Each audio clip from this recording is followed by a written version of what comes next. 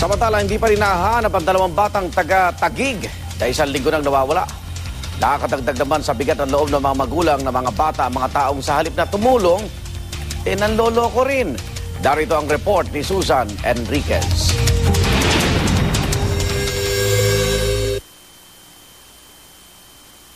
Isang linggo na ngayon mula nang mawala ang mga batang sina Dane Buenaflor at James Naraga, kapwa 3 taong gulang ng Barangay Wawa, Taguig City. Kaya lalong tumindi ang pag-aalala ng mga magulang ng dalawang bata na sina Annalyn Buenaflor at Ethel Beltran. Kasama ang Taguig Police, nagtungo ang dalawang ina sa DSWD sa Maynila para alamin kung anak nga nila ang dalawang bata na dinala sa DSWD kamakailan. Pero naipakita sa kanila ang litrato ng dalawang bata, laking panghihinayang nila. Sabi ko nga, akala ko ito, sabi ko, ibibili ko na ng bike eh. Ito yung gantong bike. Kasi ito yung pa-birthday ko sana sa kanya.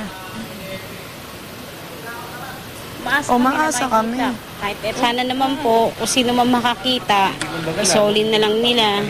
Iwan nila kung sa malapit barangay sa kanila. Kung gusto din sa barangay namin. Sana naman, maawa po kayo. Nagsusumamo po kami sa inyo. Kaya wala pa rin tigil sa paghahanap sa kalapit na barangay San Miguel ang ina ni na Dane at James. May nakakita raw sa dalawang bata noong Miyerkules Santo ng umaga. Nakita namin dyan na umaga. Dyan sa kanto umiiyak. Oo, dalawa sila. Kaso yung isa, hinihila yung anak niya na isa. Pero ang nakakadagdag sa bigat ng loob ng mga magulang ng mga bata, ang mga taong sa halip na tumulong ay nanggugulo pa. Maging sa barangay hall, may mga tumatawag raw para manloko. Marami nagtitext, nangihinan load, ano pa? Ito pa nga po. Oo, may nangihingi. Susoli na yung bata, wala pa ho eh. Talagang ikot po kami, ubos na ho pera namin eh. Nagtatrabaho ako eh, talagang hindi na nakapagtrabaho talaga eh. Dahil hindi ako makapagtrabaho, dahil iniisip ko nga anak ko, baka hindi ko rin maobligan yung trabaho. Oo nga, totoo. May nanghihingi ho, 1 milyon, 5 milyon.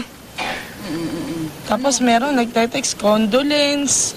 Hindi nila alam yung sakit na nararamdaman namin tapos kung mag-text pa. Para sa unang balita, Susan Enriquez reporting.